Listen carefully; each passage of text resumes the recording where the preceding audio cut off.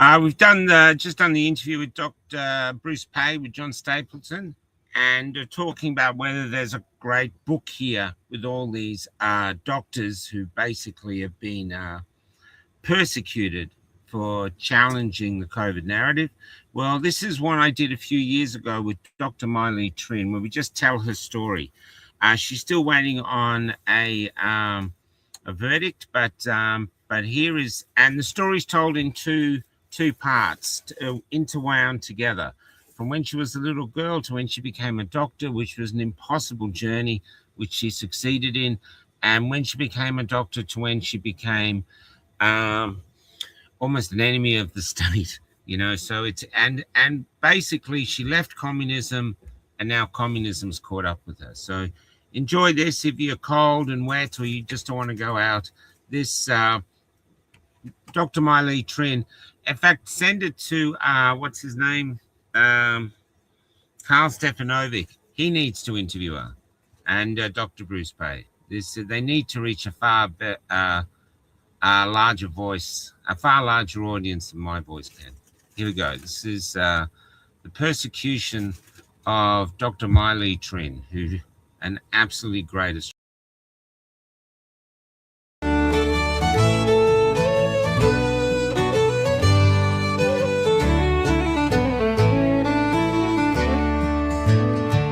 Dad was shaking his head down the phone. Like everyone now, he keeps repeating, who knows? I told him, make sure you keep our mom inside, for if it gets into her, she'll be gone. Then later that day Alf called, but in his smiling arms there was a frown. He said, you know, Mike, I have a terrible feeling that maybe this is the end of our times. We woke up again, but we had nothing to do, so we had some warm fun, not once but twice. But instead of recording a record third time, you lay against me reading your phone. You were scrolling through more impossible news, until despite the morning that was still kissing you, you said, you know, Mike, I have a terrible feeling that this may be the end of our times.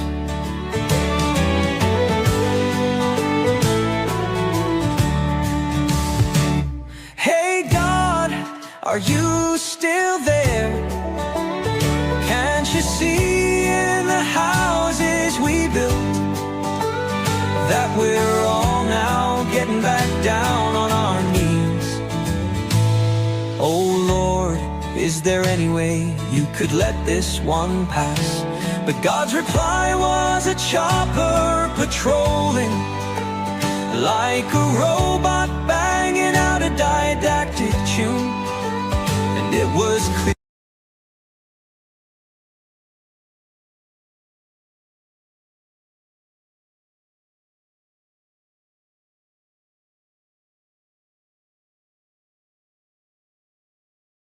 Let's go.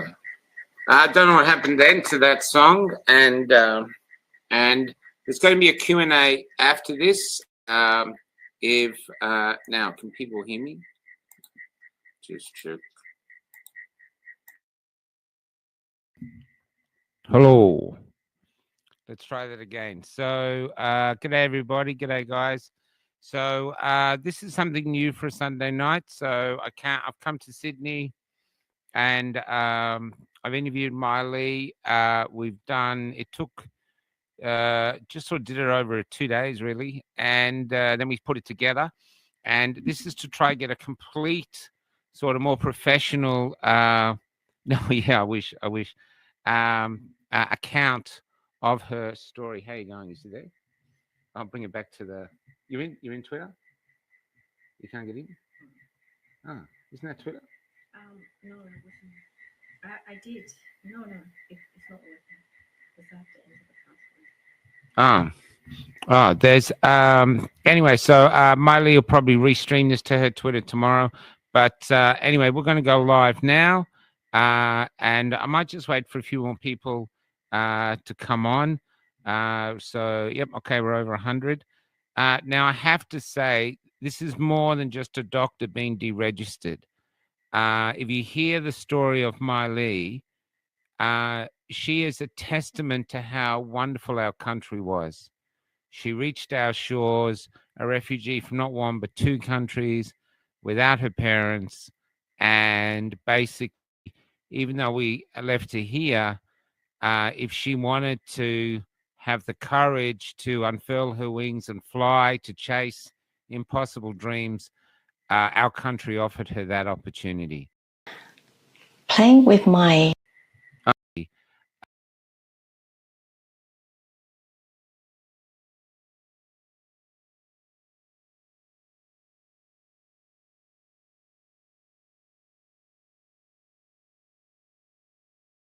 gets the can and win. So that I was about 4.5, almost 5. Is this a happy memory? Yes, it was a happy memory, yeah.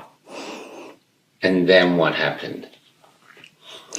At the time, around that time, Cambodia was undergoing some political turmoil, and my mom recognized that there was going to be some civil unrest or civil war might break out. So she decided to send her children, as many of us as possible, to Vietnam, because she's got a sister living in Vietnam, and South Vietnam was free then. It wasn't under communism at the time. So 6 of my siblings, so there's 8 of us, and 6 of the children were sent to Vietnam to live with my aunt. How'd you get there? And I was one of them. We went by boat, a very small boat. Do you have any memories of that? Faintly, yes. We were on this very small boat, a motorized boat, and we just travel along the river to the southern part of Vietnam. Yeah. And so you're in Vietnam without your mother. What was that like? So I live with my aunt in this big house. So she's got quite a big home. So we all lived there, and I was educated there. I went to a Chinese school from year 1 to year 6. It was okay. Like they provide me shelter and they provide me food, but my memory is that most of the time I was growing up on my own. What about your mother? Was there any contact with your mother? No. So my mom, when she left me, gave me a kiss and promised me that she'll come back. So, but 2 years after she left, I received news that she'd been killed, and by the Khmer Rouge. Yeah.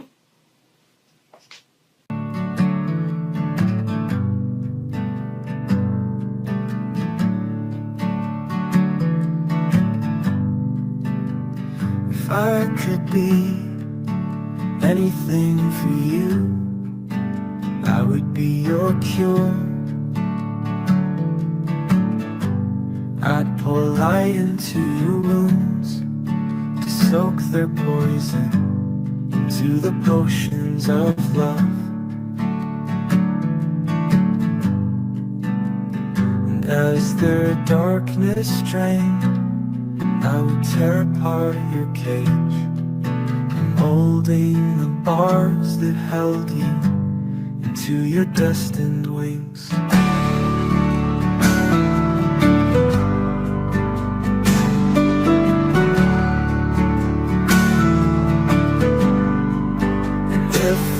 our flight, you returned.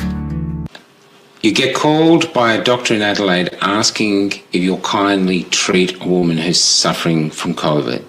Correct. What happened from there? So I said I agreed to help this patient. I was told that she wasn't very sick at all, and she was only in her third day of COVID infection. So the very next day, I called up the number that was given to me, and the story is that it's actually very different from what I was told by the patient by the doctor from Adelaide. So this patient had been sick a lot longer. So she had been to the hospital a week ago. She was admitted to the hospital for a urinary tract infection, and she was treated for that infection with antibiotics. But 2 days later, during a routine test with the PCR test, the patient was found to have COVID infection. So she was put in isolated ward, and she was forced to wear a mask. But no medication, no treatment was offered to her. So after a day or so of being in hospital, the patient decided to discharge herself against medical advice and to be home with her family, because she's a woman of Middle Eastern origin, and her children couldn't come to visit her while she's in hospital. So she was scared to be alone, and she wasn't receiving any treatment. So she decided to go home, and after several days in being at home and not receiving any medication, not taking any medication, she's continued to deteriorate. So by the time I saw her, her oxygen level has started to drop. So it was in the mid to low 80s. And it continued to fall further in the day. So I proceeded to explain to the family that she's a lot sicker than what I was told by the doctor from Adelaide, and that I wasn't going to be able to treat her, and she needed oxygen support, etc. So she has to go to the hospital, to be admitted to a hospital and get treatment. So the family refused to take the patient to the hospital, and the patient herself also didn't want to go. So I said to them that if they could borrow or access to a home oxygen concentrator, that there's a possibility that I could consider. So anyhow, by late evening, they were able to access the oxygen machine, and her oxygen improved. But early in the day, I did prescribe her some medication, because with COVID, the earlier you start the treatment, the better. So what was the medication you... Yes, so the patient and her family had been told that they needed ivermectin. So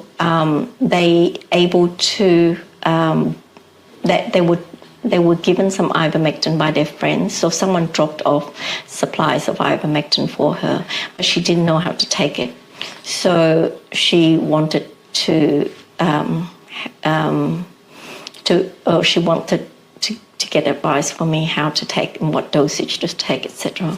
So I gave her a prescription for ivermectin. I gave her a prescription because the supply of ivermectin that she had was from India. So it's better to get one that supplies and from a reputable source. So she had some ivermectin, and I used a protocol in combination with doxycycline and zinc, and I put her on vitamin D, vitamin C, and a small amount of steroid because she's what we considered. So I worked out that she's in day 9 of COVID infection. So when you go into the second week of COVID and you're not recovering, that's really bad news because it means that your situation's a lot worse. The infection's gone to your lungs, it's more systemic, and the risk of it getting worse, the risk of her getting worse is high, but also the risk of death is high when you go into the second phase and you're struggling to breathe and you're having respiratory failure. So there's a lot of signs there that she's going to get a lot sicker. And throughout the day, I told the family that I can't treat her and that she should go to the hospital, but she refused. And the steroids, you were saying they were to sort of extinguish her lungs because her lungs were so inflamed? Yes, so a steroid is a potent anti-inflammatory agent. So it suppresses the inflammation. So in patient with COVID, they get inflammation in their lungs. And when the lungs get inflamed, then you can't get oxygen exchange in the lungs, so they can't oxygenate their blood. So that's why the oxygen in her, the saturation, when you measure the saturation concentration, it actually deteriorated. It started to drop. So the idea of the steroid is to reduce the inflammation in the lungs. So I started off with a very small dose, and I treated her. She got the oxygen machine, so that helped with the oxygen and some treatment. She started to improve. Her oxygen improved to 91% that evening. And so I was happy to just sit and watch and see how she performs. And obviously, at any stage at all, was she to get worse, she could just call an ambulance and go to the hospital. And so did she get better? She was holding on reasonably well for the first 24 hours, but then in the second 24 hours, so she started to show signs of needing more support. So I had to increase the oxygen. They turn up the oxygen concentration and increase the medication to improve her oxygen saturation. So I realized at that point that she's in what we call cytokine storm, which means that her lungs are very inflamed, and unless I institute some treatment for that, she's not going to be able to make it. So I told the family that I could put on steroid to reduce inflammation. And so this treatment is a treatment that they use in ICU, but obviously she's not in the hospital. So I used the adapted to the tablet form. So we're able to access medication from the chemist, and the family was able to supply her with the medication. So the medication is something that's been around for a long time. It's a treatment called pulse steroid. So you give a big pulse of steroid, high dosage of steroid for a short period of time. So usually it goes on for 3 days, and then you tape it down. And so what you do is you basically, like you said, extinguish the fire, so to speak, and so reduce the inflammation in the lungs, and then you gradually wean down the steroid, and the inflammation subside, and the patient gets better. So it is a recognized, a well-recognized treatment, and COVID is I mean, when we had SARS-CoV-1 in 2003, this was a recognized treatment for patients who had cytokine storm. And it was one of the treatment that was known to save lives. Later on in the second, early in SARS-CoV-1, a lot of people died, but once they start to find out that this was one of the ways of treating SARS, a lot of people, many lives were saved. So this was a recognized treatment in the SARS-CoV-1. So I was aware of this fact before, and I followed Dr. Pierre Corey in the US, who's an intensivist who treated a lot of patients in ICU with similar protocol, and he explained the use of this protocol on COVID-19 patients. And I understand the mechanism, the pathophysiology of the condition. So, just like a car mechanic, if you know what the problem is, you can fix it. So in the same way, as a doctor, if you know what the underlying pathophysiology, what the pathology is, you can use whatever you have to treat the patient. So to me, this patient is dying. She refused to go to the hospital. And I had to treat her to save her life. So if I don't treat her, she could die. And also with this condition, if you delay the treatment, the patient has much higher risk of. So did she die or did she survive? She survived. And what happened then? How did you suddenly have the authorities turn up? So after about 2 and a bit weeks of treatment, I kept an eye on her. She started to develop some unusual symptoms, suggesting that she could be having psychosis as a side effect of the steroid. So at that time, she's already COVID negative, as PCR negative, and she was allowed to leave her home. So I said to the family for her to see her local GP, get it checked out, and she could possibly, I told the family that she could possibly have the side effects of the steroid and better get it checked out and treated. And what are the side effects? The common side effects is psychosis. Could you explain what that is to lay people? You basically you get mad, get a bit crazy, kind of thing. Yeah. Okay. And so she was saying unusual things, and she was acting unusual. So she's got some delusion. Usually the side effects of steroids were recognized, and it's usually transient. So it's short-term, short-lived, and it gets better. So she goes to GP, and does he send her to hospital, or what happens then? I wasn't aware of what exactly happened in between, but the first time that I found out she was in hospital was about a month later, when I first received an email from the Healthcare Complaints Commission saying that I'm being reported about this patient because she was in the hospital. She was admitted to hospital with psychosis.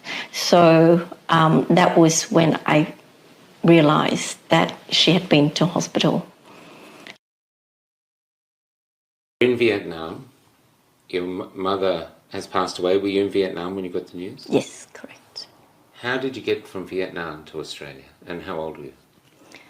So the first 3 years in Vietnam, we were living under, the southern Vietnam wasn't under communism, so it was free, so to speak. And I went to school, just normal childhood stuff. And from about from 1975 onwards, Vietnam became a communist country. So the northern Vietnamese took over the southern Vietnam. And so the whole country became a communist country. And the Vietnamese won the war, and the American left the country. So Vietnam was under communism then, and life was different. In what way? It was, we weren't allowed to speak freely. The government was watching. People were dobbing each other. You can't say anything against the government because your neighbour could dob you in. So people kept to themselves, and inflation was really bad. And there was a change of currency as well. So I remember being given a bag of money. I was only 9 at the time, and my aunt gave me a bag of money to go to the bank to swap for the new money. So I remember as a child bringing this whole stack of money and then came back with just a few notes. And I thought, wow, that's just really bizarre, because I was only a kid then. Yes, so we were living in fear, and also fearful of lack of food. So what my auntie did was she was raising pigs inside the house. Inside the house? Yes. So what, like secretly? No, well, not secretly, but she sectioned off the kitchen and raised about 5-6 pigs, and then put put a platform so that you can get into the kitchen, but you're gonna sit on this platform, but the pigs were underneath, and that was just in case we don't have food to eat. So you get the complaint, and now in your career, how many complaints had you had as a doctor? None. So I practiced as a GP for 20 over years, so almost 30 years as a doctor, and I've never had a complaint made against me, and I've never been sued as well. So when this complaint came in, were you concerned? Yes, completely. I was concerned not so much about my situation, but I wasn't. I was concerned about my patient. I didn't know what actually happened, because the report on the report that was given by the Healthcare Complaints Commission was brief, and it didn't quite explain everything that I needed to know. So I proceeded to call the person that made the report against me. So there was a name of the doctor and a mobile number. So I called her up and asked her what happened to the patient and why was the complaint lodged against me. And what was the answer? So the intern told me that she doesn't know, she didn't know why she was making a complaint against me. She was just following orders from her superior. And when I asked who her superior was, she told me that it was the associate professor, Naran Gunja, the director of the toxicology department at Westmead Hospital. A disturbing number of Australians are falling for a sham COVID cure being peddled by conspiracy theorists online. One of Australia's top doctors has sounded the alarm about patients self-medicating with ivermectin, usually used in livestock. Have a listen. The reality is there are many trials that have been done in ivermectin. Not a single one of them have shown them to be effective. Absolutely and categorically, please do not take unproven medicines at this time. Associate Professor Naran Gunja is a toxicologist at Westmead Hospital at the centre of Sydney's outbreak. Doctor, for those of us who don't know, can you explain to us what ivermectin is? What is it usually used to treat?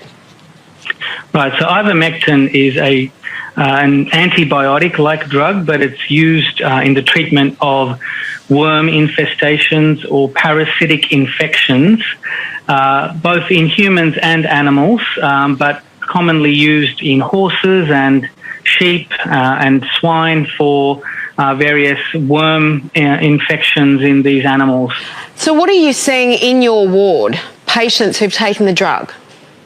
Well, we've had a few patients who have come in with the toxic side effects of ivermectin overdose. They've bought these products online.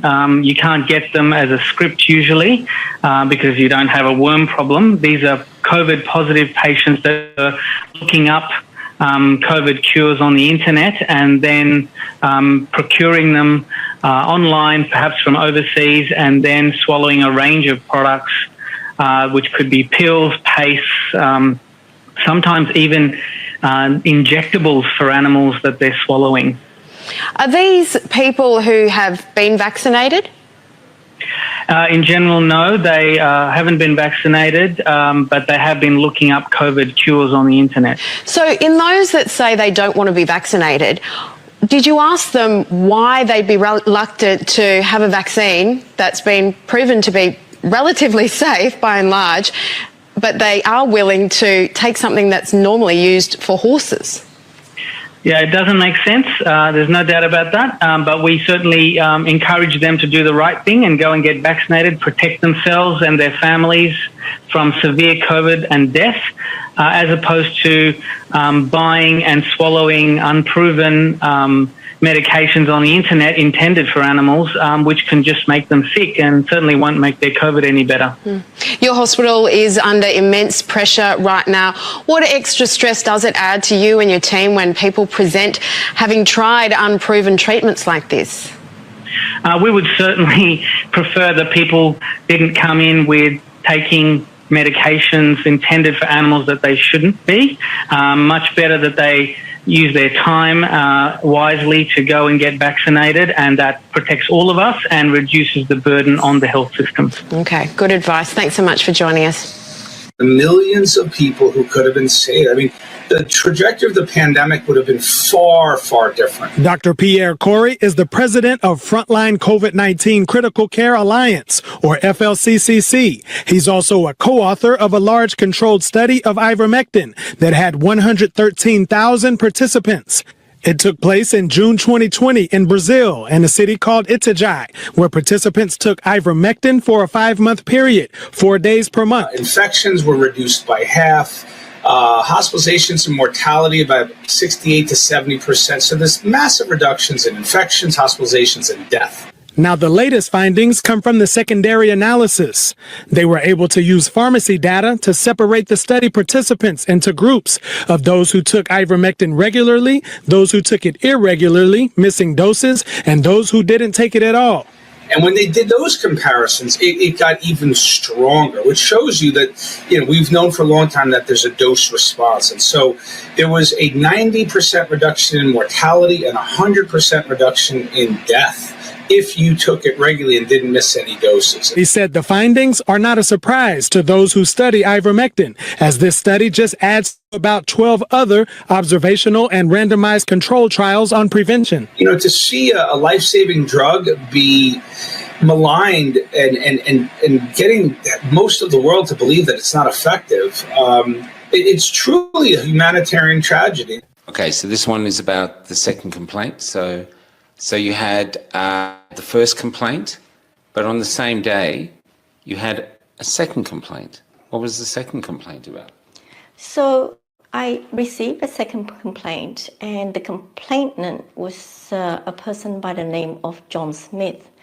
Now, I haven't treated anyone by the name of John Smith, and I don't know whether, I didn't know at the time whether John Smith is a pseudonym or he's a real person. But John Smith alleges that I prescribed his friend ivermectin, and he's got an ivermectin script to prove that his friend received the ivermectin from me. And he alleges that I'm an anti-vaxxer and that he called the surgery where I work to ask whether I'm an anti-vaxxer, and they confirmed that to him that I'm an anti-vaxxer, and also that John Smith knew exactly how many ivermectin scripts I have prescribed, and he even knew exactly who they are. but he said he didn't want to reveal it to the health regulator because of the confidentiality reason. First off, at that time, wasn't ivermectin legal? Yes, it was legal when I prescribed it, and I've never prescribed ivermectin after it was banned. And so we've got this John Smith.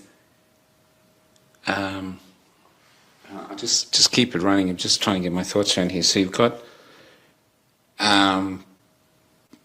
So then, you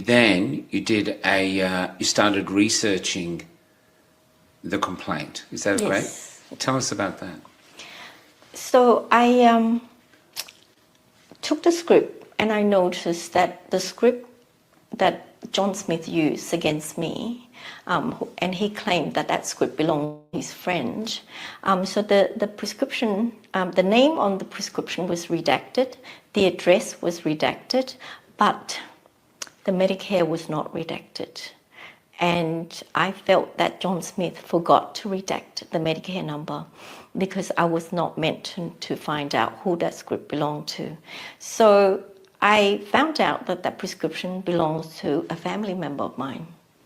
And that prescription was the one that I had personally took it to the chemist on the day it was prescribed. And the chemist stamped the prescription, kept it, and said to me that they ran out of supply of ivermectin and that they expect there's more supplies that come back next week, to arrive next week. And for me, they've asked me to leave the prescription behind, and then they will call me when the supply comes in. So the prescription was at the chemist, and when I received the complaint, I went back to the chemist and asked the chemist where was my prescription. And they initially said to me that the prescription had been handed over to an APRA agent. APRA agent? Correct. So I couldn't really understand what the process at the time because I've never had a complaint made against me before. So what happened is that when I prescribed that ivermectin, when I wrote that particular script, it was on the 19th of August, 2021. Ivermectin was banned very soon after, so it was banned on the 10th of September, 2021. Now, when it was banned, I believe that APRA had sent letters or communication to chemists, to the pharmacists, to say that anyone who prescribed ivermectin after that date should be reported. And so I think that's what happened to me, that after that date, because my prescription remained at the chemist, that they handed that prescription over to APRA. So what happens next? You've got 2 complaints in the one day for prescribing ivermectin when you're legally allowed to. You don't know one of the people. Mm-hmm. What happened next? Well, I tried to make sense of the whole thing because I didn't know what was going on. Because first of all, like you said, it was legal for me to prescribe. I haven't done anything wrong. I saved a woman's life. And I mean, it's unfortunate she had side effects, but she could have died, like many patients who died in hospital from COVID. So it didn't make any sense to me that the health regulators were reporting, like I got complaints to the health regulator. So one of the things that I was shocked was that the doctor who reported me, who told his intern to report me, I wanted to talk to him to find out exactly the reason for them reporting me. Because as a doctor, you got to know what's wrong, like what did I do wrong? And that's what I wanted to know. So I called Westmead and the intern many times and to talk to the professor, and he refused to talk to me. So I started doing investigation. I looked him up online, and I found out that he was the doctor who, around the 1st to the 3rd of September 2021, went to the radio station. He went to the radio and television to speak about a case of an ivermectin overdose that presented to casualty, and apparently people were buying ivermectin online, and he was saying that it didn't work, and in this case there was the patient had side effects, and he encouraged people not to use ivermectin, not to purchase cure online, and that they should take the vaccine. So I started to feel that there was a connection between government and health authorities having an agenda of pushing the vaccine, and I started to feel that I am a target because of prescribing ivermectin. Before the Americans left, were you caught up in the war itself? Did you see any of that? A little bit of that, because, but not much. I could remember hearing the bombing, but we're not anywhere close to where the battle is. So the battle is more in the central part of Vietnam. So I was living down the south, what they call the Delta Triangle. So I could remember that. So under communism, it was very scary. But when we were about to leave from Vietnam, that was another very scary experience, because we weren't living at the seaside, but my aunt has contact with a man who owns a fishing boat. So we, after the negotiation, because the fishing, you have to pay gold to be able to get on the boat. So my aunt paid about 20 ounces or 20 leong of gold. So that's 1.25 ounce of gold, but 27 of that for 9 members of the family to be on the boat. And that's considered a cheap price. Most people pay about 20 pieces, so 20 pieces of gold. And when I say pieces, it's 1 leong. So that's more than an ounce of gold. We had to travel from where I lived to a town near the beach. And then from there, in the middle of the night, we have to walk from the beach side to get on to the boat, the fishing boat. So we do that in the middle of the night. And then we're supposed to leave the fishing boat. Well, the fishing boat's supposed to leave shore in the dead of night. But it didn't happen in our case because he ran out of gas. So we were hiding under the fishing boat.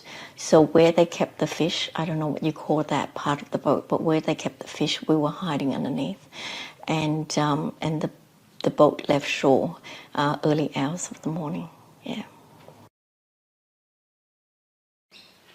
So you get the complaint, and now in your career, how many complaints had you had as a doctor? None. So I practiced as a GP for 20 over years, so almost 30 years as a doctor, and I've never had a complaint made against me, and I've never been sued as well. So when this complaint came in, were you concerned? Yes, completely. I was concerned not so much about my situation, but I wasn't. I was concerned about my patient. I didn't know what actually happened because the report on the report that was given by the healthcare Complaints Commission was brief, and it didn't quite explain everything that I needed to know. So I proceeded to call the person that made the report against me. So there was a name of the doctor and a mobile number. So I called her up and asked her what happened to the patient and why was a complaint lodged against me. And what was the outcome? Running out of the confidentiality reason. First off, at that time, wasn't ivermectin legal? Yes, it was legal when I prescribed it, and I've never prescribed ivermectin after it was banned.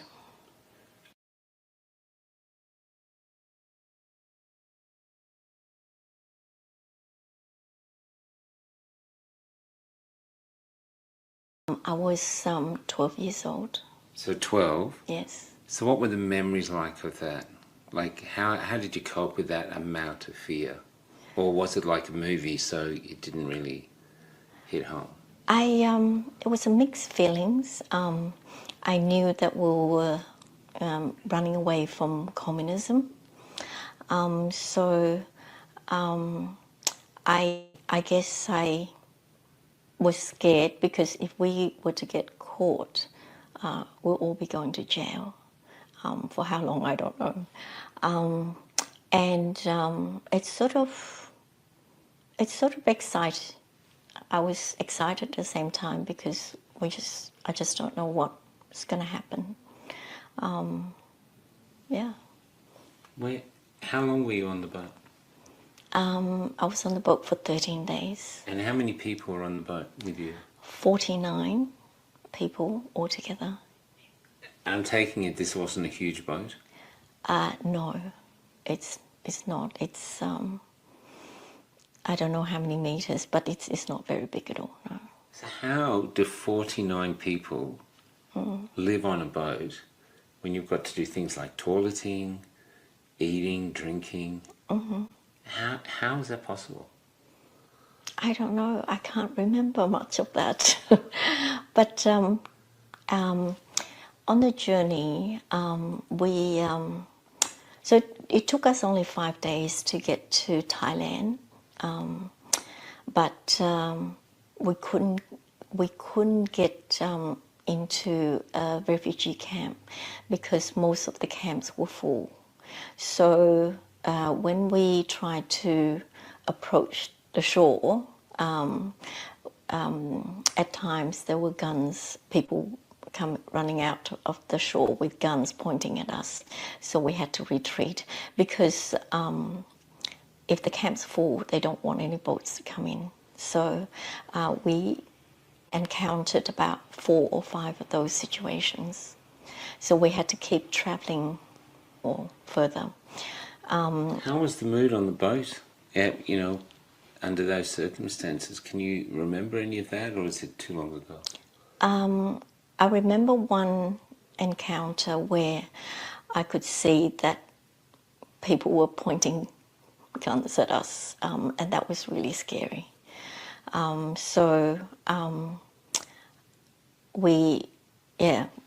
were really, really scared, so that the boat had to retreat back into the sea. Was there a sense of hopelessness or despair on the boat, or was still people positive that you'd get through it? Yes, we were really worried because we were running out of food. And water, what were you drinking? I mean... I can't remember. That's all right. You survived, obviously, but, 50 people, because it's hot, would need a lot of water. Yes. So I remember water wasn't so much an issue, but we ran out of food by about day 10 or so. And the engine broke down as well in between that. But fortunately, we had this big ship that were about, and so the skipper approached the boat, and they managed to repair some parts for us, and so we were good to go again. Yeah. So you went about 3 or 4 days without food?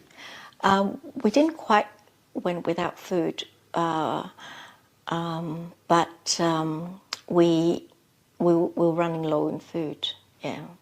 So how did you finally reach the shore? We finally got to Malaysia. So this is part of Malaysia near the shore called Masing. And so we're able to purchase food from purchase supplies. Yeah. No, but is that where you made landfall though? Was it, how did you get to it was a refugee camp your next stop? Correct. Yes. So what happened is that there's fishing boats, like local fishing boats, on the sea, and so the skipper approached the fishermen, asking them for direction, and they wouldn't tell. They weren't allowed. The Malaysian government wouldn't allow the fishing boat to tell us where to go. So what the skipper did was he jumped onto their boat and he gave the man some money. So we gave them some gold. So we were told where to go. So there was a refugee camp that was just about to be opened. So we stayed we stayed only for a few nights near the shore, by the shore, until the camp, the Malaysian government opened a campsite, and it was on an island. It was a Virgin Island, so they built long houses for us to stay. So we were the first to stay in this place. How long were you in the camp? Only for 2 months. Yeah. What was that like? It was nice. Yeah, the beach was beautiful. It was a Virgin Island, so this is the first time someone living there. So it was beautiful. I had good memory. We had the Red Cross for the first week or two. They cooked for us, and they supply rations of food for us. So where did you go next? So the Australian government, at the time, I believe they abolished the white Australian policy. So they started accepting refugees from Vietnam. So we chose to come to Australia. You started researching the complaint. Is that Yes. great? Tell us about that. So I took the script and I noticed that the script that John Smith used against me, and he claimed that script belonged to his friend. So the prescription, the name on the prescription was redacted, the address was redacted, but the Medicare was not redacted. And I felt that John Smith forgot to redact the Medicare number because I was not meant to find out who that script belonged to. So I found out that prescription belongs to a family member of mine. And that prescription was the one that I had personally took it to the chemist on the day it was prescribed. Prescribing ivermectin when you're legal. I looked him up online and I found out that he was the doctor who around the 1st to the 3rd of September 2021 went to the radio station. He went to the radio and television to speak about a case of an ivermectin overdose that presented to casualty, and apparently people were buying ivermectin online, and he was saying that it didn't work, and in this case there was the patient had side effects, and he encouraged people not to use ivermectin, not to purchase cure online, and that they should take the vaccine. So I started to feel that there was a connection between government and health authorities having an agenda of pushing the vaccine. Westmead and the intern many times, and to talk to the professor, and he refused to talk to me. So I started doing investigation. I looked him up online, and I found out that he was a doctor. They had a. So I started to feel that there was a connection between government and health authorities having an agenda of pushing the vaccine, and I started to feel that I am a target because of prescribing ivermectin. When you say we, it was your auntie with you? My auntie. So she was with you? Yes, so my auntie, my uncle, they had a child, and I had some cousins and two of my siblings with me. Yeah. Just two of your siblings. Only two. So the rest stayed in Vietnam. Correct. Yes. Did they survive in Vietnam? Yes. Yes. So they finally came to Australia about 5-6 years later. You get to Australia. Where do you arrive, and what's that like? This is your third country now, and you're 12. I arrived in Perth, and I lived in this like a motel, a hostel for about 2-3 months, and then we moved to my auntie rented a place, so we then moved out to the community. And could you speak English at this time? No, not at all. So you're about 12, 13, you can't speak English, you lost your mother, you're in that country. Had you even heard of Australia when you were in Cambodia or Vietnam? No, definitely not. So you didn't even know, you're in a country you'd never heard of. Correct. What happens next? Did you go to school, or tell us what happened from there? I started high school in Perth, so went to high school, but you couldn't speak English? No. No, so I went to a special ESL class, and that goes on for I can't remember, but just a small part of the day, and then I had to go to other classes like the rest of the students. Yeah. So was that class to teach you English? Well, I had to go to a science class and history class. No, but where did you learn English? That was in the EDSL class? Yeah, in the ESL class. Yeah. And how quickly did you take it up? Well, not that well. I had a lot of difficulties. Yeah.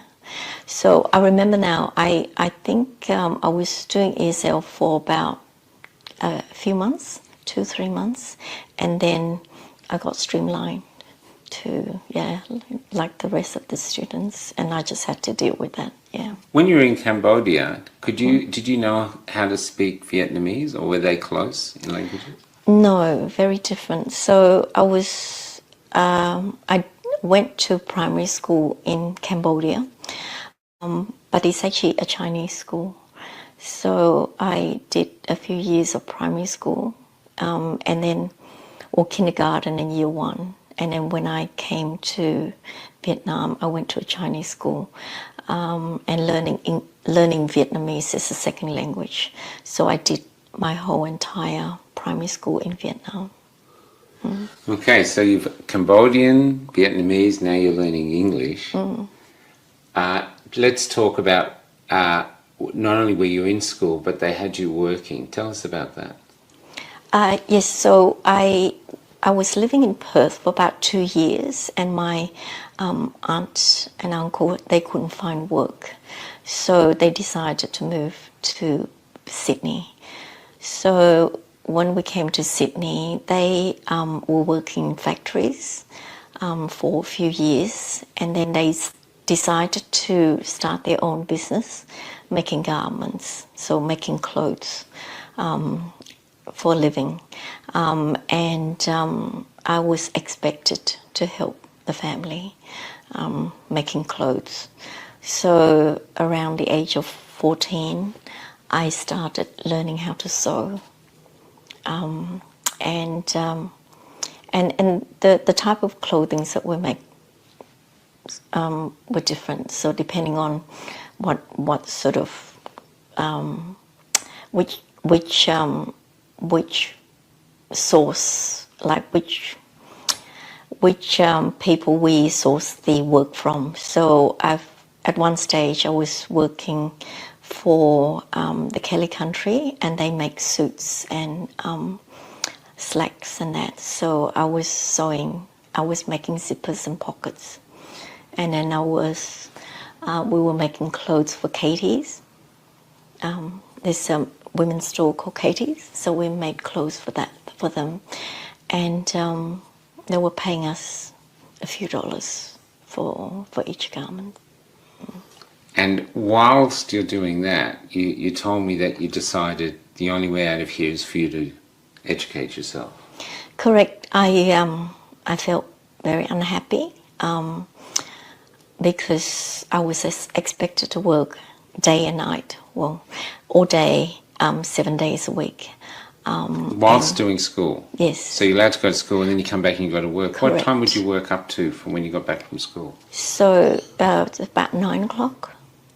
9 o'clock. Yeah. So, and that was every day, 7 days a week. So on We never Saturdays stopped. and Sundays you'd work all day? Yes. From when in the morning? 9 o'clock.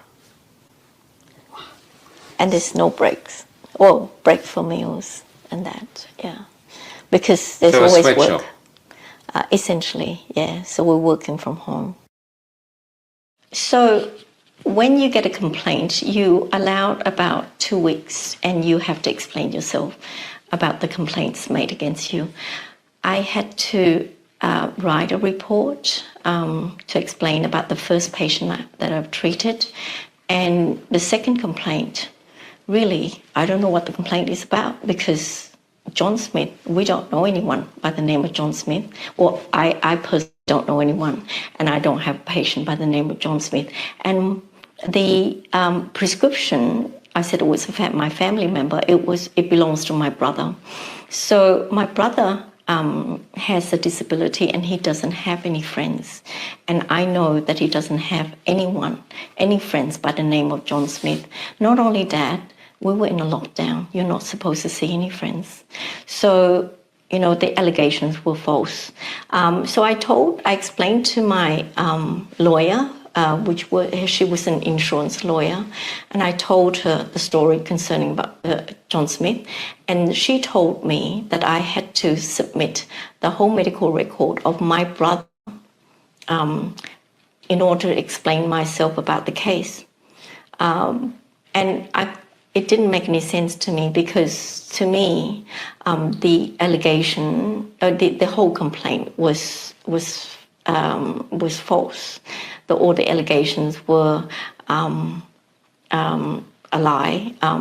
It also said, one of the allegations in John Smith was he said that I was promoting the treatment of COVID, an alternate treatment for COVID-19 on an online forum as well. So I didn't do any of that. So that was all a lie.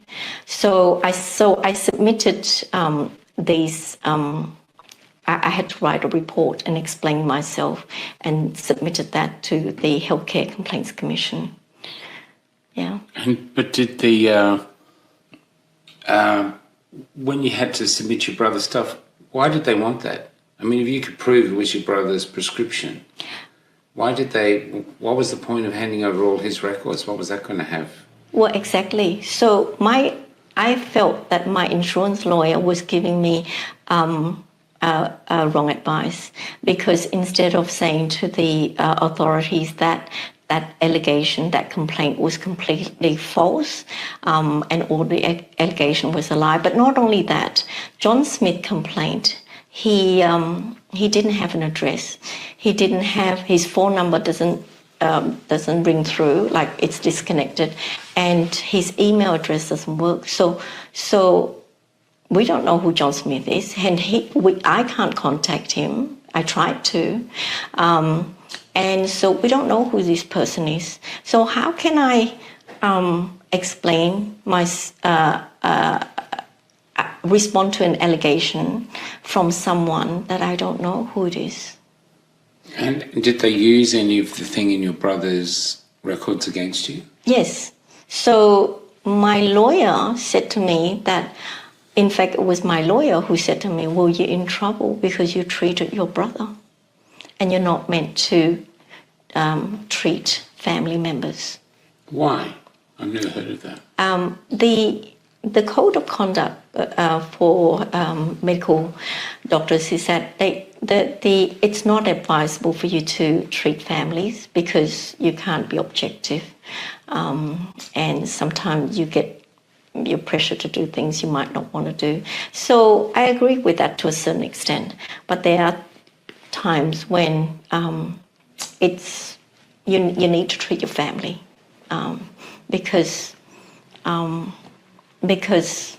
well, the circumstances you're in, there's something wrong with your brother. Well, he trusts you. And majority of doctors, like probably 100%, maybe close to 100% of doctors, at one stage of their life have treated their family members. Can I ask? You said it's not advisable. It's not a law. It's just they're frowned upon. Correct. So you can't be suspended for that. You just, maybe they frown upon it. The code of conduct for health practitioner is that you don't treat family members. But they said that in situation where you can't get out of for some reason, or in situation where you can make, well, like in special circumstances, you can, but overall, you're advised not to because you can't be objective with your family members. So you handed over the files. You're doing everything they ask you to do. Yes. What happened next? I have to confront a hearing. And the hearing is where? So hearing was done online because we were during the period when there was lockdown. So it was done online and it was all day. All day? And did you have representation with you? Yes, so I have that lawyer from the insurance company, but she wasn't with me. She was present on the AVL. Yeah. And how did the hearing go? It went terribly. Why did it go terribly? Because I had no guidance or no expectation. Well, let's rephrase that. I don't know what was the reason for the hearing. The advice from my insurance lawyer was that if I explain myself what exactly happened with those two complaints, that's all it's needed, and that medical council members are very reasonable, and all they wanted to do was to know the truth surrounding the circumstances of these two complaints, and that's all they wanted to do. And so I just needed to come up and answer their questions, and that was it. And what happened at the end of this hearing? I was suspended immediately. So you're working like that. How did you educate yourself? Or how did you plan to get out of there, to get to somewhere different? I was very unhappy. I felt it was very wrong. And as a child, my only, I thought really hard, and I thought that the only way I could get out of this situation was to study really hard and to get to go to university and to have a career. So I made a decision to study and to excel in school. But how did you study if you were working till 9 o'clock at night? I write notes on an exercise book, and I put it on a sewing machine. And while I'm sewing, I try to memorize the things that I wanted to learn. So you're making pockets and zippers, and you're studying at the same time. That's right. Yep, correct. How did that work out for you? How did you get into medical school? From a girl who turned up at 12 who couldn't speak English, how did you get into medical school? So I went to a local school. Well, when I got to Sydney, I did a further ESL class, and that only went for about 3 months, and then I got put into the public school. So I went to the local public school, and it was okay, but I didn't feel the teachers were interested in educating me, and I felt that the standard was not good enough, and it was going to be enough for me to do well in the HSC and get into university. So around year 11, I decided to do my own research and find a school that I could do better. So I was changing school, hopping school. So I changed school in year 9 and year 10 to year 11. I changed school about 4 times. This is all you by yourself? Yes, that's right. What school did you eventually end up in, and why did you choose medicine as a direction ahead?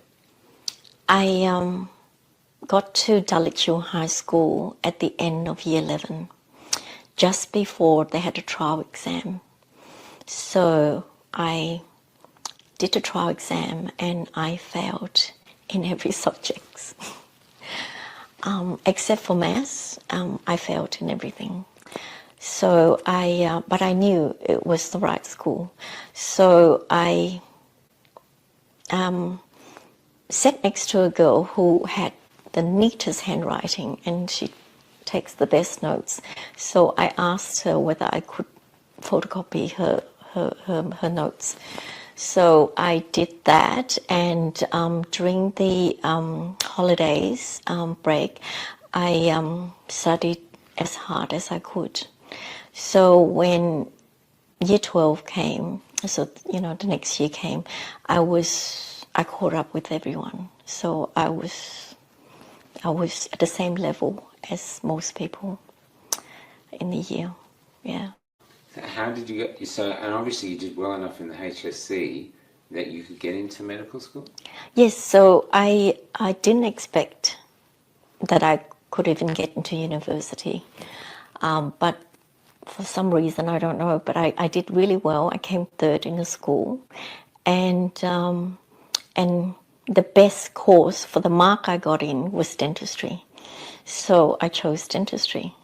I did dentistry for 2 years, and I did well in each of those years. So the first year, I just wanted to achieve the best course that I could get into, and medicine was the hardest to get into. So I had friends in a year that transferred, and I couldn't transfer because they only accept 2 people. So in the second year, I did really well. So I came 2nd in the year.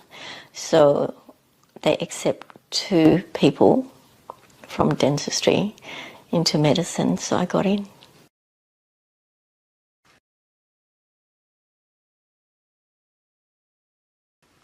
After they suspended you, how did that, what was your emotional reaction to that? Suddenly you're suspended. You got a dodgy complaint and a woman whose life you saved. You've never had a complaint in your life. You've been a great doctor, and suddenly you're suspended, and I believe you're suspended indefinitely. Correct.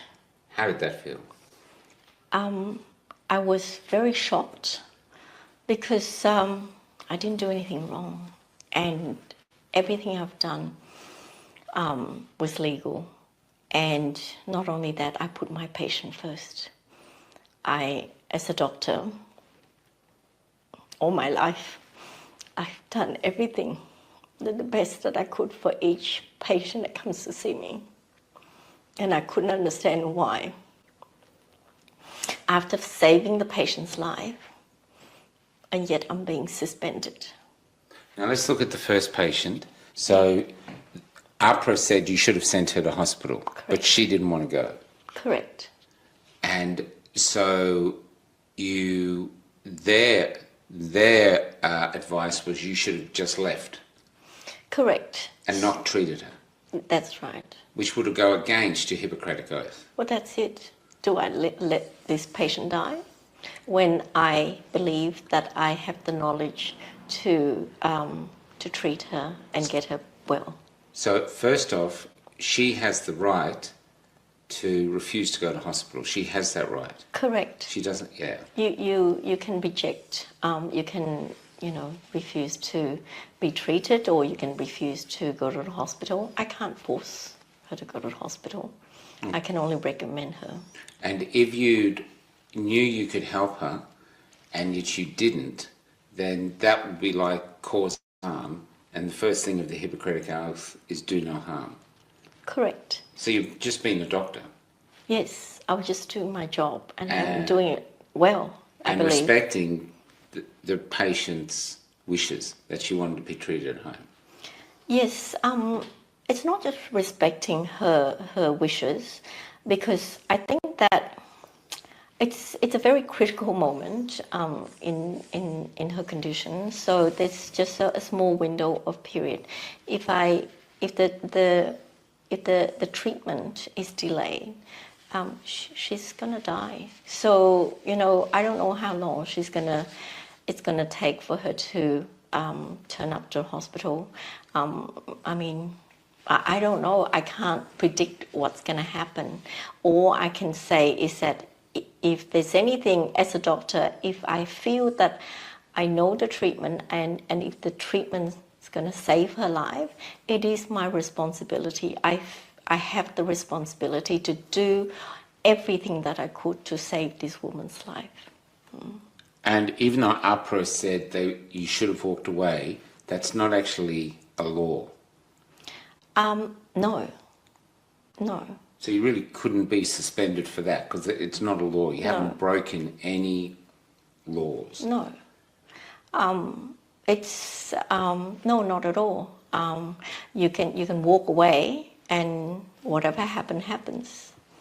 And they were saying that you gave her too much of the steroids. Correct.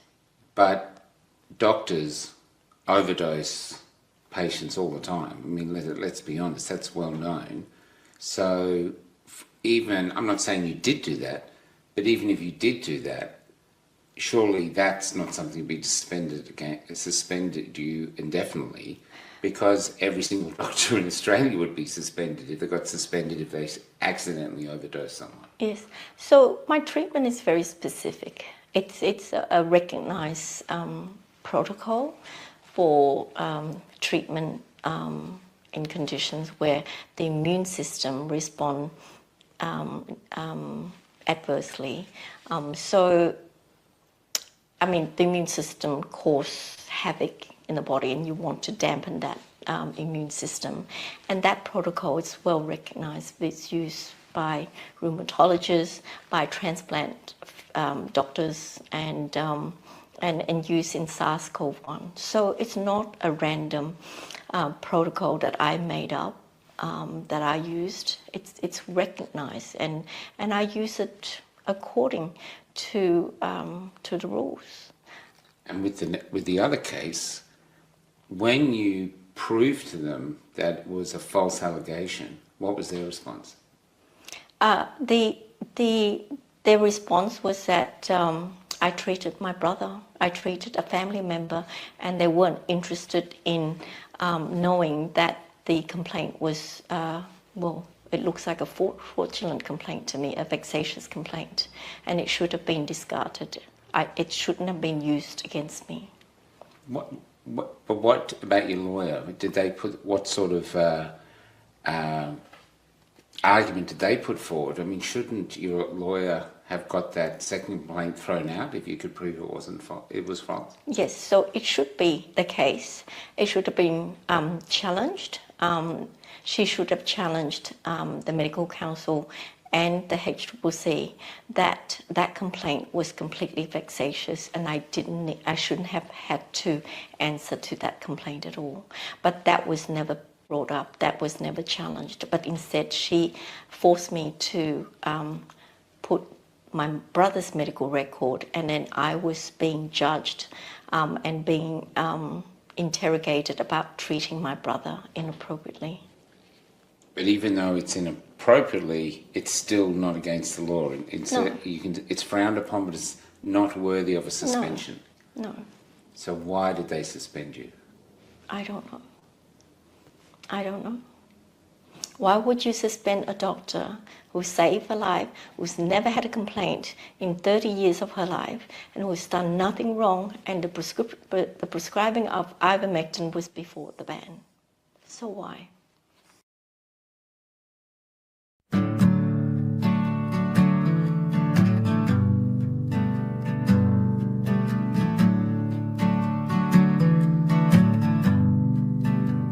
If I could be anything for you, I would be your cure.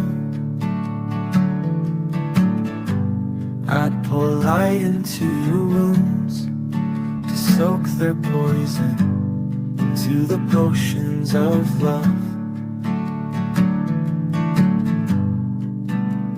And as their darkness drained, I would tear apart your cage, molding the bars that held you into your destined wings.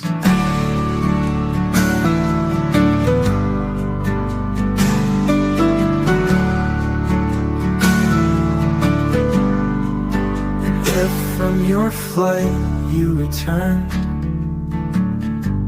I would have sewn a blanket for you, cut fresh from the curative fabric of spring.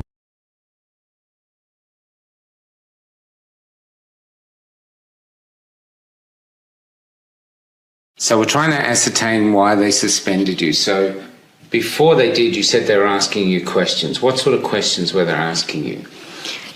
They wanted to know how many patients I've treated with ivermectin. They wanted to know how the patient came to know that I prescribe ivermectin, and they wanted to know the files of the patients and who they were that I've treated. But at the moment, ivermectin was legal. It was legal for you to prescribe it. Correct. So why were they so determined to know? I don't know. Because that couldn't have got you in any more trouble if it was legal for you to prescribe, surely. Well, the thing is, there is, when you appear before a hearing, what they call a Section 150 hearing, and there's 2 complaints made against me, the medical council doesn't have authority to go on a fishing expedition and to just simply ask and want to find out everything and how I practice medicine. The questioning should only limit it to the 2 complaints that made against me. I felt that my lawyer wasn't representing me adequately. I felt that she wasn't limit the interrogation to just those 2 complaints, and she allowed the medical council to question me on all sorts of issues. But in particular, they really, really wanted to know everything concerning the treatment of ivermectin of the patient I've treated. Do you think this is because they were getting ready to ban it and they didn't want the word out there that ivermectin worked for COVID? Yes, 100%. So a lot of patients during COVID, during lockdown, did their own research, and with the internet and with the world facing this pandemic, people are smart and they did their own research, and many people knew that ivermectin worked. So I wasn't the only doctor in Australia that prescribed ivermectin.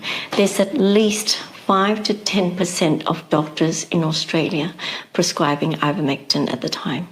So, and also it is legal for me to prescribe ivermectin off-label for treatment of COVID-19.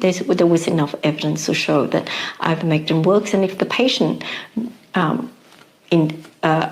patients are informed that it is an off-label use, so it's not purpose for that particular condition, but this is a use that's not approved, but it's an off-label use, and it's shown the evidence that showed that it works, and the patient agreed to that and agreed to the possible side effects, then it's fine.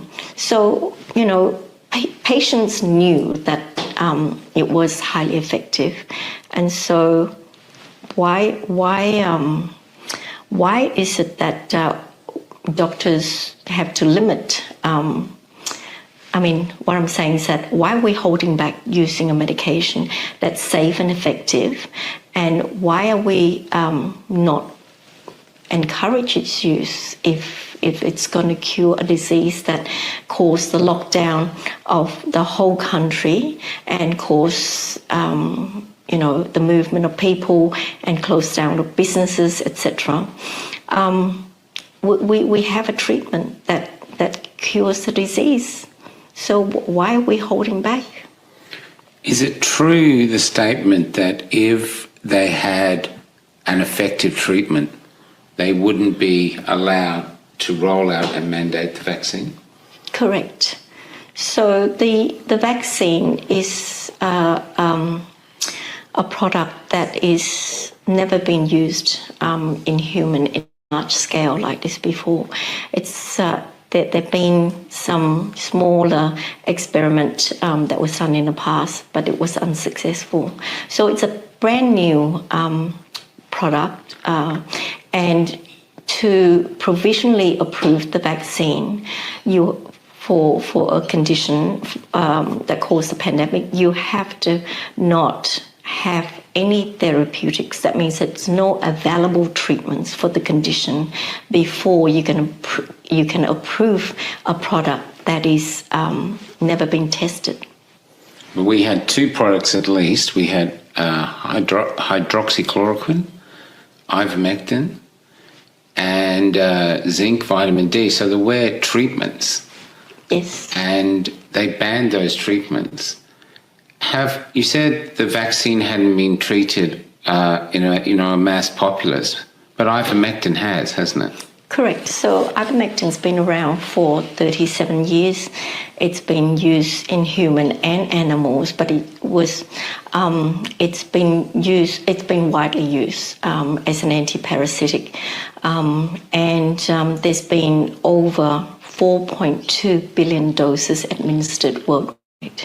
And it's an essential drug on the list of essential medicine for the WHO. So it is a drug that's been used widely, used safely, and the safety profile of ivermectin, it's better than Panadol, better than aspirin. In fact, it's one of the safest drugs we've ever had. But how much money can be made off it? Nothing, because it's off patent, and it costs about 3 cents to make a tablet of ivermectin.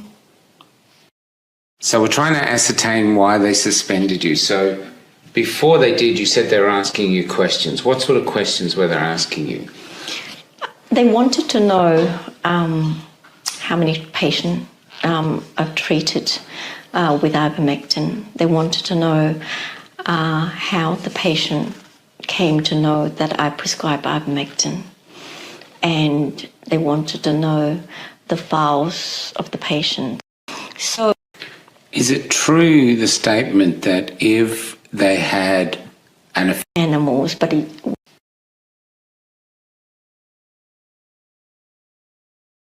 how hard was it studying to be a doctor? It was really hard. It might be easy for some people, but it was hard for me. Sorry. It's okay. I mean, it's been hard from the beginning, and you've just kept going. You wouldn't quit. No, so it was hard for me because I didn't have a lot of the basics, even in science. So, and I still had difficulty with the language. So, assignments was hard and things like that. But I managed to get How through. did you survive that? How did you get through? Just, How did you keep yourself going when it was so hard? I just had to work a lot harder than other people. And were you still doing the sweatshop work as well? Yes. So I was. So you were studying to be a doctor after a dentist, Yeah. but you're still working in the sweatshop 7 days a week. Yes. So. Still studying on your sewing machine. Yes. Correct. All that. That's right. Without any support, just you. Mm-hmm. Correct. So how I cope is that I find time. So I make sure that I don't waste time. That every minute of my time is used to study, and I would force myself to stay up late in order to catch up with work. How late? Schoolwork. 1, 2 o'clock. And then you'd get up at 9 and you'd sweatshop again. Well, I go to uni, and then when I come back, I had to work for a few hours. How long did it take you? And was it a 6-year course? How long was it from when you got in to medicine before you were qualified? So, unfortunately, when I transferred to medicine, it went from a 5-year course to a 6-year course. So I was exempted for the first year, but so I got into second year. So I did the second year to the 6 years. So that's 5 years plus 2 years of dentistry. There's a bit of overlap in some of the subjects. So altogether 7 years. In that time, were you ever weary? Did you ever feel like, just what am I doing? Why don't I just give up? Or No. was there something driving you? No, I studied really hard. So what kept you going though? Because so many people quit in life if things are hard. What kept you going? Why wouldn't you give in? My mom valued education, and she worked really, really hard for us, for her children. And she wanted us to be well educated. And so I was just living up to her wish.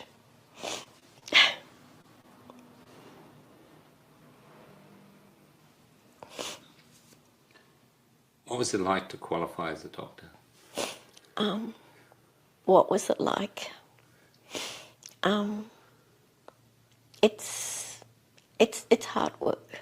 No, but when you qualified, once you did the exams and they said you were successful, you're now a doctor, what was that moment like once you reached that goal? It's nothing. I mean, because you work so hard to get there, and you know you're going to get there. So it wasn't so momentous as getting into the course, because getting into the course is a lot harder. Yeah. So you have to be in the top 1% to get in. So, but once you get in, most people would get through the course. Yeah. Yeah. So, but after graduating, I had to do further training to become a GP, because they've just introduced a requirement for GPs to go through 3 years of training and 1 year. 3 years of training. So you've got to work as an intern in hospital for the first year, and then a further 3 years of training and an exam to become a GP. So this is about 9 years in total. Yeah, yeah. And why did you choose GP? Well, I wanted to specialize, but it means that I have to study. I have to commit to quite a few years of studying and working in a hospital to achieve that. And I wanted to have a family, so GP was easier. So you were married by now? Yes, I got married just after I graduated. Oh, actually, a year before I graduated from medicine. Where did you find him, or where did he find you? We met in the university. So a doctor as well? No, he's a dentist. Yeah. I want to go back. You've been suspended. After you were suspended, you found out there was a third complaint. Correct. Tell us about that complaint. So the correspondence from the HCCC to my lawyer had always in the past had two file numbers, so the number for complaint number 1 and number for complaint number 2, but all of a sudden we had a file number 3 without knowing what the complaint was about. So we asked the Healthcare Complaint Commission what's in the third complaint and who's the third complainant. So up till now, we still don't know who the third complainant is. But in the meantime... Do you know what the complaint's about? No, there was never a written complaint given to me. So, but there was indication that the third complaint was going to come from the medical council itself. So the people that were interrogating me were going to raise a complaint against me. But they haven't indicated what the complaint was going to be. But in the meantime, they were sending letters to my lawyers expecting me to explain myself in all sorts of situations concerning the use of ivermectin and who I prescribe it to and how these people got to know that I prescribe ivermectin for COVID-19. They were determined to find that information out, but you were determined to clear your name, so you went to an appeal. What was fighting back like? It was terrifying because I have never been through a legal proceeding before, and it was at the same time really confusing because I get told one thing and it looks like something else was going on, and I couldn't trust my insurance lawyer. I had sort of trust with the lawyer that I paid, but I didn't have all the confidence because I felt that they weren't fighting as hard as they could for me. Mm-hmm. And so in this new fight though, and the appeal process, how long did it take before you could actually be at another hearing for the appeal? So you only have 28 days to put an application for the appeal, but after a few months of filing that, then you've got to wait for the hearing. So you file the paperwork, and it takes maybe another 6 months before you can have the hearing. But during that process, my barrister suggested that we ask the medical council to reconsider my suspension, that the suspension was harsh, the sentence was harsh, and whether they could reconsider lifting the suspension. With that, you said you waited 6 months. When you finally got to the appeals, that's 6 months where you've got no income. No. So everything stopped. Correct. When you went into the appeal, how did that go? So the appeal was for them to reconsider lifting my suspension. So I was asked what I thought of ivermectin, that I still believe that ivermectin was effective for the treatment of COVID-19. And what did you say? I said the truth, which is that it's highly effective for not just the treatment, but for the prevention and for the treatment and for the prevention and the treatment of COVID-19. Did you feel that they wanted you to lie? Yes, so I felt that there was an opportunity for me to change my mind, and I felt that had I say that I no longer believe that ivermectin works, I think that there's a possibility that they would have lifted my suspension. So why didn't you lie? I can't, because that's the truth, and it's a big truth that ivermectin works.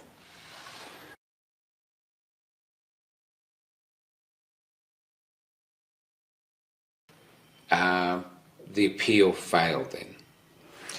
Yes, so the hearing I went to was before the medical council. It wasn't before the tribunal, and it was for the medical council to reconsider my case, whether it was appropriate to suspend me. So that was unsuccessful because they couldn't change my mind about ivermectin. What's the next step after that in your fight to So justice? I filed an application to challenge the suspension, and that hearing was going to be before the tribunal. And at the time, it was going to be about a month and a half after that second hearing before the medical council. So, but 2 weeks before the hearing, there was a decision. There was a court decision from the Court of Appeal of Dr. Trinh. So Dr. Trinh had won a case against the medical council in the Court of Appeal, which is the highest court in the state of New South Wales. So that decision was really significant, and basically the judge, the three judges, including the Chief Justice of the Supreme Court, stated that the medical council does not have authority or have power to suspend any doctors or any health practitioner, and that the only time that they have the power to do so was if there was an emergency.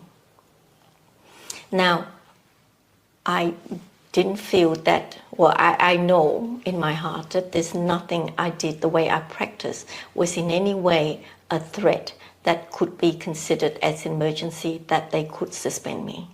And the second thing that was important in that case was that if a doctor was suspended, the medical council and the Healthcare Complaints Commission had the duty to refer that doctor to the tribunal so that they could have their matter resolved. And so the suspension would then be limited to just the period until the doctor can get to a hearing.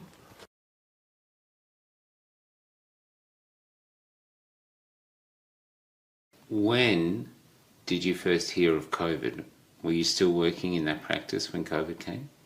Yes, so I sold the business in 2010, and I continued to work in the practice for a further 3 years as part of the conditions of the sale. So we sold it to a big corporation. At the time, during COVID, I was working part-time at the medical centre. Okay. And so you're working part-time. What were your thoughts of initially when you were watching what everyone else was watching, the propaganda about COVID, China and everything? What was your thoughts as a doctor watching this? For me, the alarm bell starts when Wuhan lockdown took place. That's a huge alarm bell for me because I just knew that there's something really big was happening, and I decided that I need to do some research.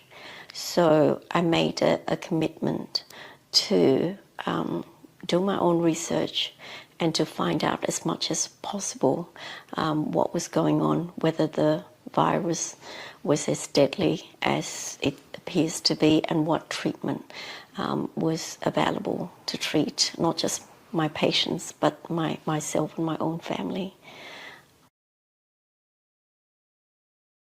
Okay, so you've dismissed another lawyer, and you said that you had evidence that the lawyer and the barrister you dismissed were lying to you. What sort of evidence did you have about the lies?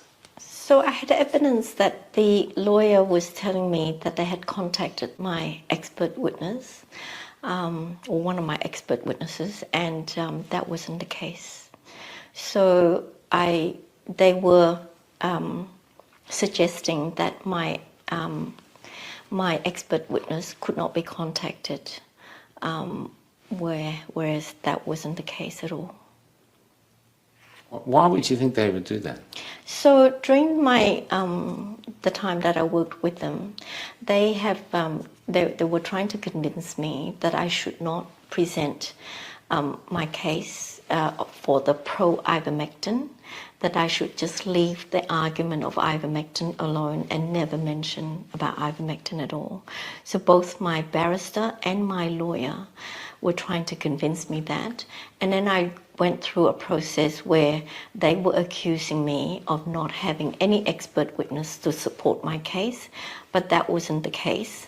And I, from day one, when I engaged them, I gave them a list of doctors that wanted to testify for me, but they refused to. They wouldn't engage them. Wow, and you have no idea why they're acting like that? Since they're your lawyer and they're your legal team and you're paying them?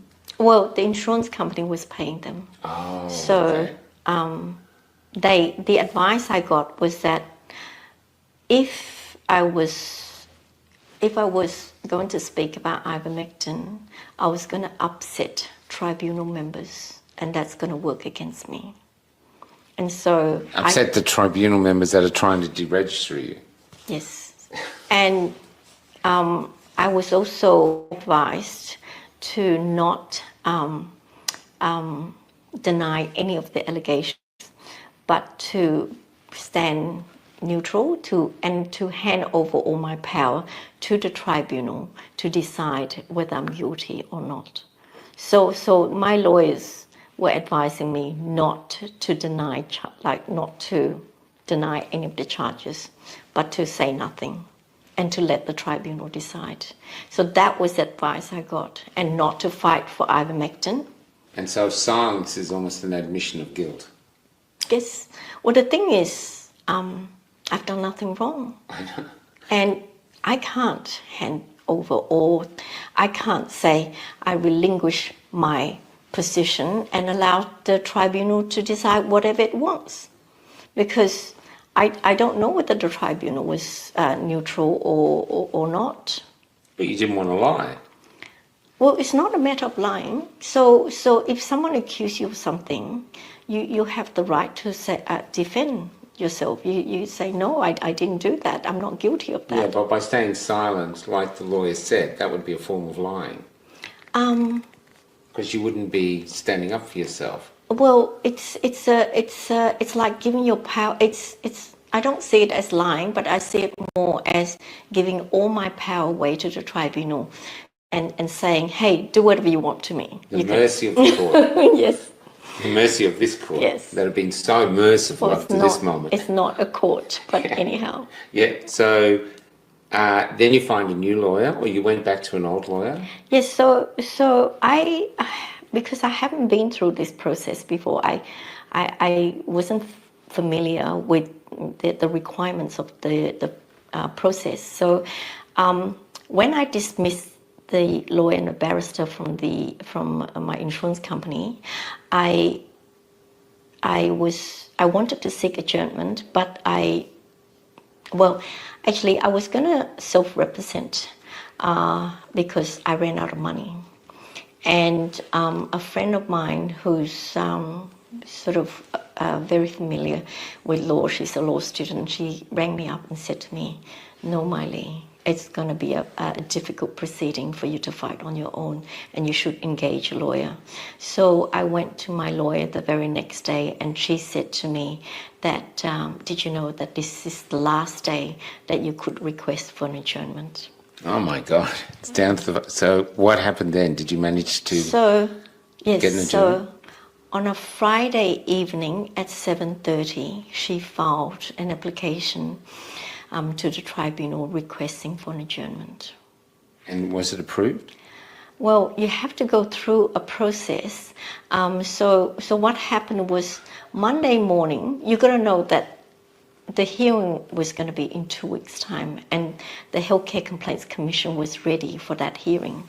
So Monday morning, when they got news that I was filing for an adjournment, they went crazy. Really? What? Define crazy. They blew up and they said, "You're not going to get an adjournment, and you're not going to get a hearing before the other hearing." That's, the official hearing. So, but we had to go through a process. So when you file for an adjournment, if you do it in time, so you then got to file a submission, and then you have to get a hearing. That's a right that I have, despite what the HCCC is saying. So we're saying. So we didn't have a barrister, but by God's grace, someone just called and introduced us to a barrister. So we got a barrister at 2:00 on Monday, and Tuesday my lawyer worked all night. She prepared an affidavit to support my application, and the evidence I had was that we had evidence that my insurance lawyers were not acting in my best interest. And because of that evidence, the tribunal agreed to have a hearing. But the affidavit of my lawyer was so compelling that on Wednesday morning, they agreed to it straight away before the hearing even took place. So they didn't even have the hearing, they just agreed. Yes. So they didn't want the evidence that you had that the lawyers were not acting in your best interest on the record. Is that the case, or what? So my lawyer submitted an affidavit stating those facts. The actual evidence was not for the purview of the HCCC because they're confidential. So they were available for the tribunal member to view, but it wasn't available for the Healthcare Complaints Commission. Why they agreed to it is that I had a compelling case and they couldn't object to it. So as a result of that, I was able to have my matter adjourned till December last year.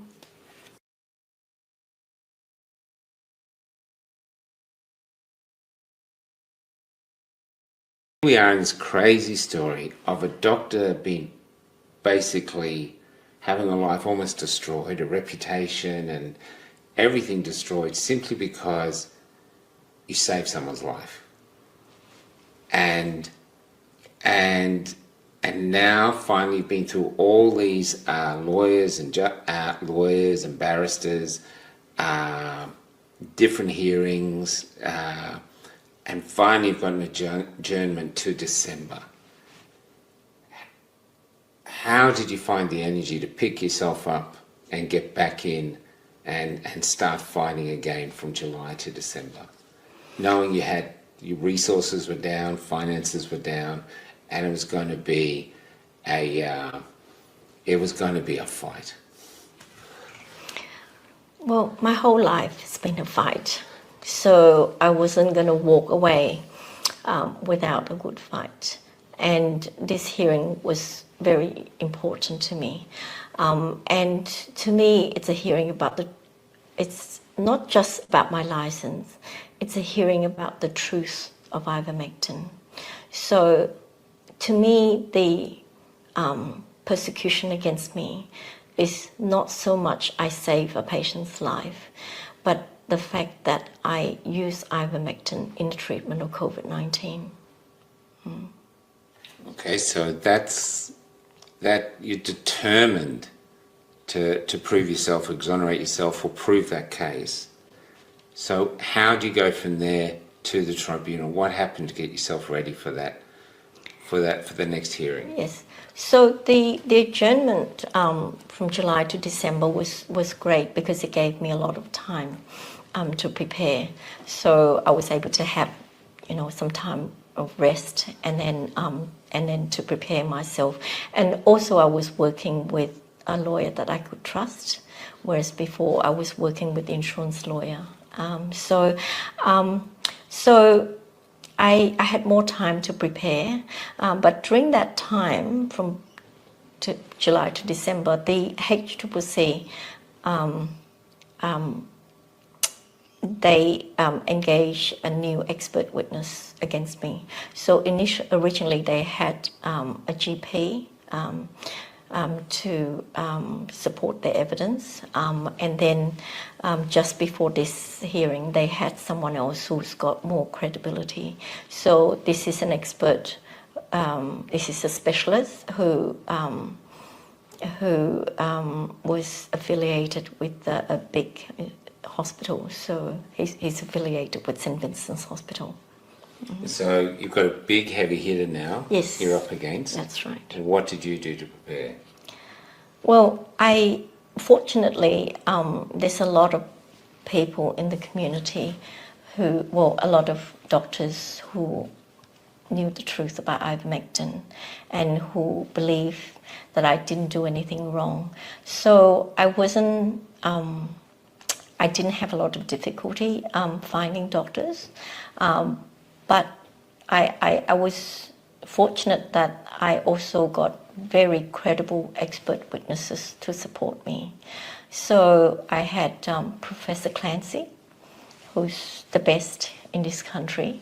I had Dr. Corey from the US, and he's really important because I used the FLCCC protocol for treatment of COVID-19, and also the prednisone protocol was also from the FLCCC, and Dr. Pierre Corey is a co-founder of the FLCCC. So the protocol were instituted by him and his colleagues. So it was important to be supported of my treatment on that patient.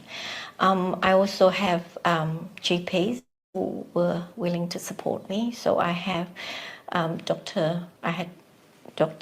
Fitch and Dr. Pridgen. So in the Pridgen case, so that doctor. And I had also Dr. Altman, who presented a case for ivermectin. And also I had a pulmonologist and a toxicologist from the US, Dr. Lindsay, who's willing to support me. Okay, so how did it go? So I only had 4 days of hearing, but in the 4 days that I had, there was a lot of time wasted. So we didn't get through much. So that hearing has been adjourned to March. So initial 4 days of hearing supposed to be all over, but now they've extended to a further 3 days hearing in March. So it's March 25th to the 27th. And what is your feelings going forward?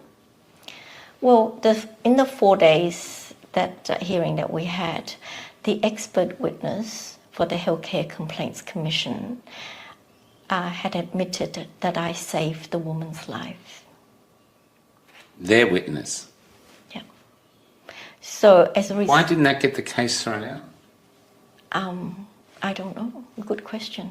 So as a result of that admission, I believe, there were 2 charges dropped against me.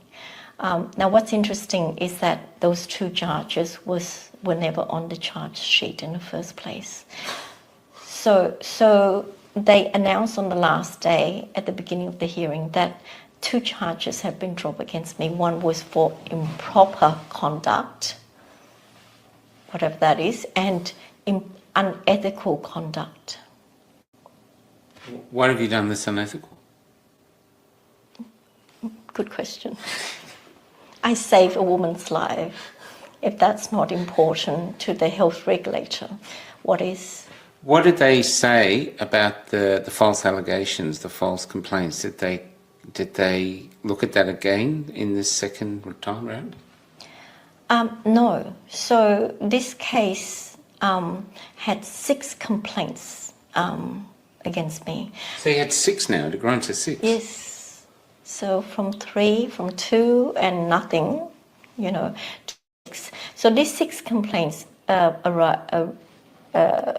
concern specific patients, and these patients were the patients that the Healthcare Complaints Commission they confiscate the medical files of these patients from the medical centre without patients' consent and without my knowledge. Oh, so they just combed through them and tried to find something to pin on you? Well, if you have to have evidence to support a doctor's conduct, you need the medical files. So the medical files from the patient at Westmead, my brother, and then other patients that I have prescribed ivermectin for, which they managed to get the files of. How did they get those files? Shouldn't they be confidential? So if a doctor is deemed a danger to the public, there's a power that they have power to compel the medical centre to release those files to them. So because they have alleged that I was a danger to the public, they gave themselves that power to do what they did.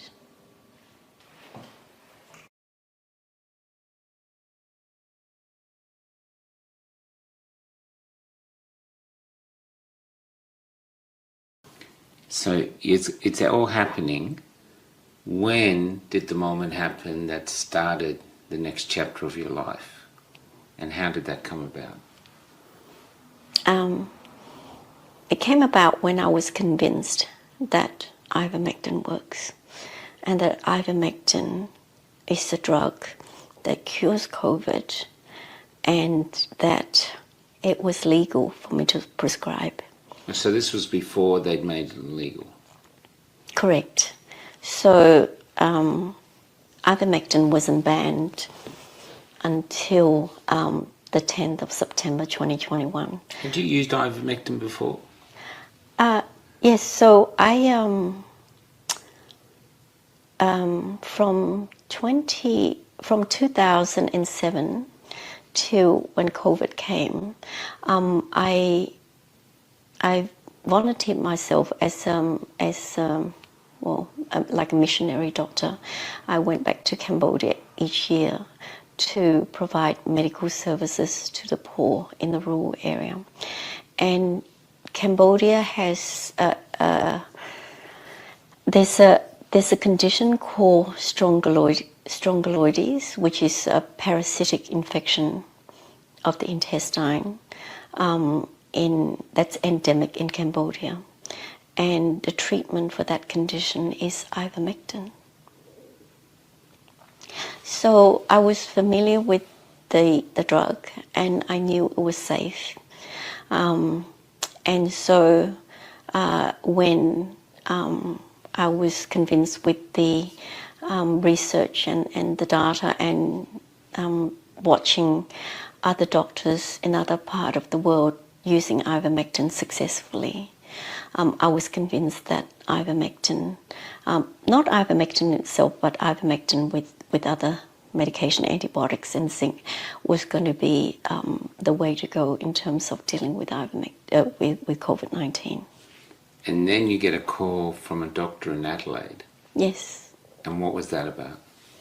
So I attend a group discussion, and I got to know a doctor who lives. She lives in South Australia, and I got a call from her one day saying that she's know of someone who's got COVID and who needs some help, and whether I was willing to treat this patient. And so I said yes. Did you think about it before you said yes? No, not really, because, you know, I'm a doctor and someone needed help. So it wasn't an issue for me. And this person was a woman?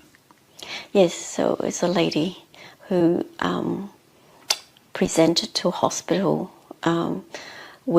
she thought she had a urinary tract infection, and she was treated in hospital with urinary tract infection.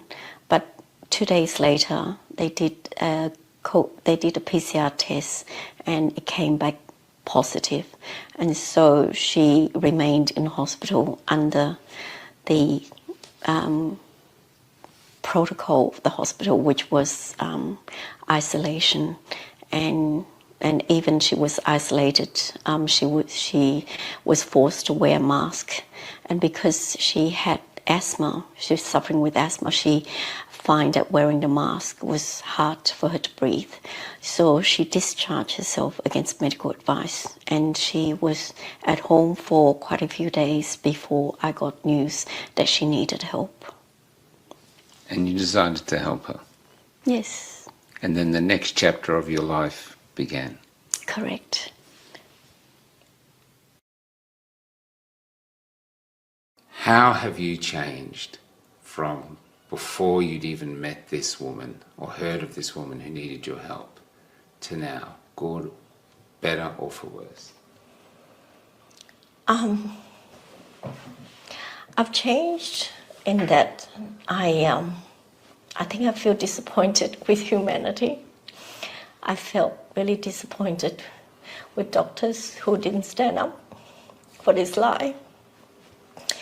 And I felt disappointed with people whom I've helped. Yeah. And is it true that the woman whose life you saved, who didn't want to go to hospital, so you treated her at home, is now suing you? That's correct. So. And a whole family is suing you? Yes. So there's a case that's been filed before the Supreme Court concerning this patient, and she alleged that she injured as a result of my treatment, and not only her but her entire family and extended family. So her children and her husband and her parents and her brother and her sister-in-law. So there are 7 people who's filing a lawsuit against me.